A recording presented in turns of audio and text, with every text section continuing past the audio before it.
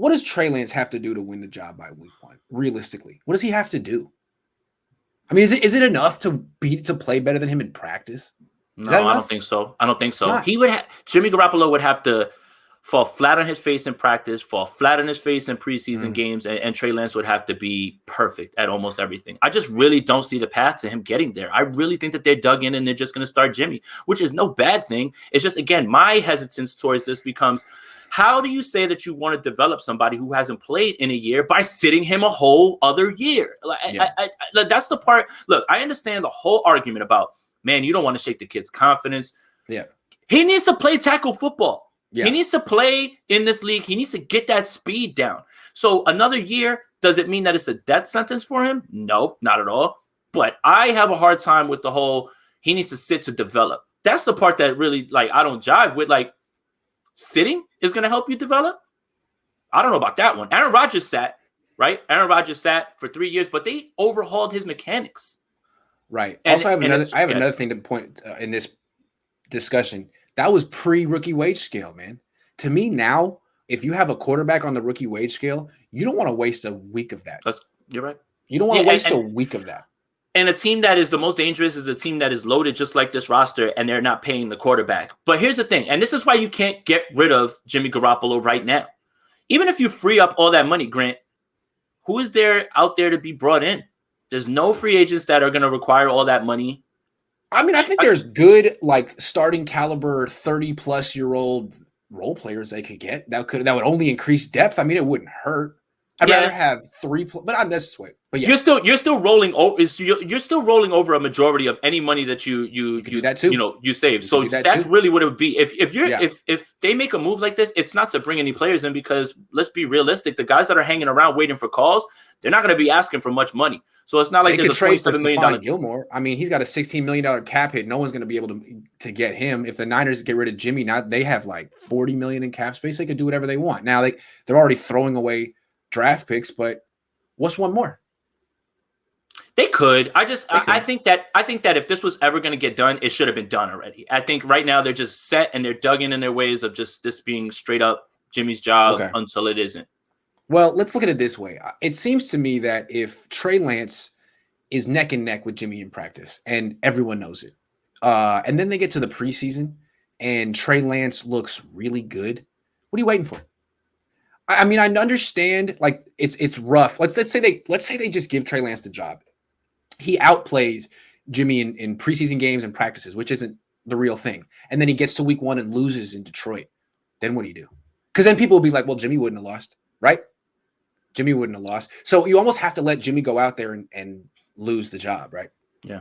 And like I said, right now you're not trading him because it's already past June 1st. He's going to be on the roster week 1. Him playing is only going to boost his trade value. And then you can, if he plays really well, then you could really see a team getting desperate and sending a high second or a first for him or something like that, depending on how the market shakes out. So yeah, this is just, this, I feel like we've talked about it a lot, but I just think that right now this team is pretty dead set on having Jimmy go out there. And it's just the writing's on the wall. If they were going to do that. And again, I hate the idea of, like you said, about being a bridge, but I hate the idea of a $27 million backup. I hate that idea. That's awful. If you're going to have him as a backup, then you should have got rid of him. I'm sorry. I don't like the idea of a $27 million player in 2021. The cap count came down. I feel like the reason he's on the team is because the Niners are saying we have a Super Bowl roster. He gives us the chance to win a Super Bowl. You can't expect a rookie to take us there. Man, I don't think you can expect a team that has that much money tied up in one player who's not that good to go anywhere. I mean, they'll make the playoffs if things go well, but just compare their roster composition to the Bucs. I mean, Brady renegotiated. He's making 5.8% of the cap this year. That's not fair. It's not. Like, if you look, a lot of these quarterbacks have renegotiated because the cap came down. There's a ton of quarterbacks making less than $12 million. Tannehill, a bunch of guys. And then you got Jimmy making 27. It's like, man, I think the Niners haven't really given themselves the best chance to win the Super Bowl this year. And maybe they should be thinking more about 2022 anyway. Because once that rookie gets into year 2 and year 3, you should be there. So, and this is the thing, again, this is an episode where I'm just going to get killed, whatever. I never expected the 49ers to win the Super Bowl. And I don't know why fans are talking to us about Super Bowl. You should be focused on getting into the playoffs and then whatever happens from there. But for people to come out of their face and say 49ers are headed to the Super Bowl or they're a Super Bowl contender, is that more just because the NFC is weak and you really don't have many teams that you really don't have many teams? Yeah. They signed so many 1-year free 30-year-old free agents. It looked like they were making that revenge tour 2.0. But no, the NFC is wide open though, isn't it? Yeah, it is. Yeah, it is. And especially because Aaron Rodgers isn't coming back. It's Tampa, and everyone else is just trying to catch them at this point because that roster is loaded. They're all back. They didn't lose anyone. And after that, the Saints are gone. Seattle isn't the team that they were. They're pretty much either – this is the make or break year. Don't count out the Saints. Don't count out the Saints. Don't, because that's a really good team. Is it? Teddy Bridgewater went 5-0 with that team. It's a good roster. It's a very good roster with a very good coach. Okay. I feel like the difference between the Saints and the Niners is that the Saints don't have Jimmy Garoppolo on their roster. Like Taysom Hill isn't. I would take Trey Lance over Taysom Hill, but it's the same kind of idea what they're trying to do in New Orleans. Cheap at quarterback, mobile dude. It's just not Trey Lance. It's Taysom Hill, but he played decent for them last year. He played all right. They won a bunch of games. They're but then they went right back to Breeze. So I don't know. The Saints don't really scare me. It's just the idea, and I still believe that Jameis is going to be the starter. I don't see how they can even try this with Taysom Hill. I really don't get that portion. I think Arizona is a team that people are sleeping on, and it's all because no one respects Cliff at all. That's it, Grant. I cannot get behind this guy, and you're not gonna get me scared by you bringing in the mummy of AJ Green, the ghost of JJ Watt, the corpse of Malcolm Butler. I'm not nervous of any of those additions. This would have been the firest team in 2012. This team would have been amazing in 2012. Cliff Kingsbury doesn't know what he's doing, and he doesn't know how to run offense. On AJ Green, but hold on. Are you really? Wait a second. You're writing off JJ Watt right now? I am. Wait a second. Okay. As far as 16 games last year. He's 32. I mean, he better be washed, because if he's not, then the Cardinals have the best front seven in the division. That front seven is nasty. Well, Chandler Jones coming back, and Chandler Jones over there, yeah. But that was the first time that JJ Watt played 16 games in how long? Yeah. Let me tell you. Well, since 2018, and then so he did it in 2015 and 2018, and then 2020. He's had some lean years, but yes. Hey man, so yeah, you're right. It's possible. He's a question mark, but if he has one more year next to Chandler Jones, that defense, that front seven is not as nice, and then you don't really need the secondary people to be all pros. Well, I mean, Budda Baker is great. I'm not downplaying them. I'm just talking about, once all these additions started to come in of these older players, people started freaking out. Oh, here comes Arizona. I'm not worried about all that. And again, it has nothing to do with Kyler or those other guys. Cliff Kingsbury's a joke. I mean, what other coaches allowed to be? What other coach is allowed to be out here with the way that they lose games? And he wasn't even successful in college.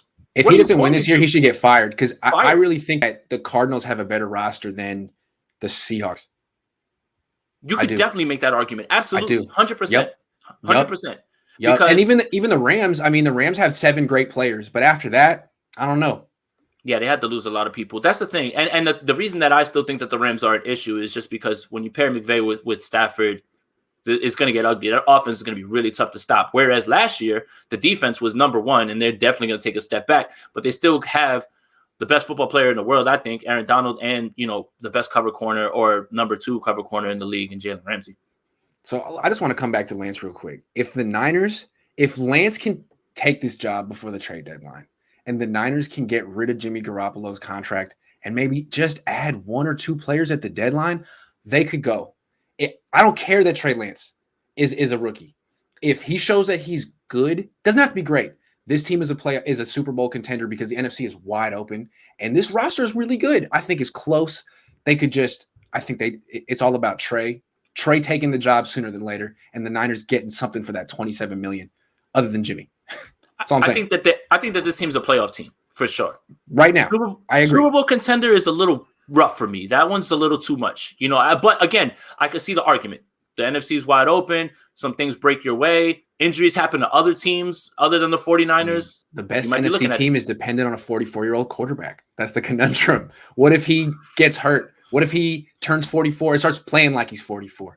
It's wide freaking open. I mean, the Packers, what the hell is going on in Green Bay? Aaron Rodgers ain't coming back. Seattle, I think, is way too top heavy, paying all that money to Russell Wilson. The same thing happens to them every year. Same thing with Minnesota, way too top heavy. The Niners could do it. The sooner they turn this team over to Trey Lance and he's ready, there's no one in their way. It's them in Arizona and a quarterback who's older than Kyle Shanahan. So, come on, Trey. We're all waiting for you, Trey. Good points.